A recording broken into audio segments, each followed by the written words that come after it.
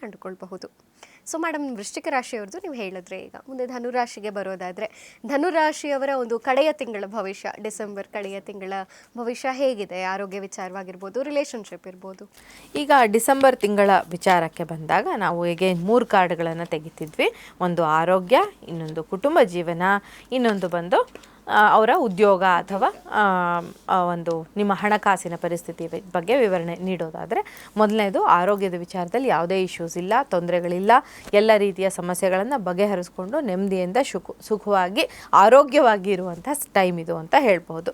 ಇನ್ನು ಎರಡನೇ ವಿಚಾರ ಏನು ಕುಟುಂಬಕ್ಕೆ ಸಂಬಂಧಿಸಿದಂಥ ವಿಚಾರ. ಸೊ ಇಲ್ಲಿ ಕೂಡ ಜಸ್ಟಿಸ್ ಅನ್ನುವಂಥ ಕಾರ್ಡ್ ಬಂದಿದೆ.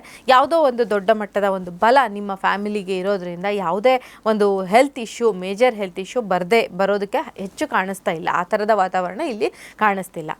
ಆದರೆ ನಾವು ಮುಂದೆ ಅಂದರೆ ಜಾಬ್ ವಿಚಾರಕ್ಕೆ ಧನುರಾಶಿಯವರಿಗೆ ಅಂತ ಹೋದಾಗ ನಿಮಗೆ ಯಾವ ಥರ ಮನಸ್ಥಿತಿ ಇದೆ ಅಂದರೆ, ಎಲ್ಲ ವಿಚಾರಗಳನ್ನು ಬಿಟ್ಟುಬಿಟ್ಟು ಇದಿಲ್ಲೇ ಸಾಕಪ್ಪ, ಈ ಕೆಲಸ ಸಾಕು, ಈ ದುಡ್ಡು ಸಾಕು, ಎಲ್ಲ ಸಾಕು, ನಾನು ಎಲ್ಲ ಬಿಟ್ಬಿಟ್ಟು ಹೊರಟೋಗ್ತೀನಿ ಅನ್ನುವಂಥ ಸಿಚುವೇಶನಿಗೆ ಬಂದು ನೀವು ಎಲ್ಲವನ್ನು ಬಿಟ್ಟು ಹೊರಡೋ ಅಂಥ ಒಂದು ಮನಸ್ಥಿತಿಯನ್ನು ಹೊಂದಿರೋದಕ್ಕೆ ಅವಕಾಶ ಇರುತ್ತೆ.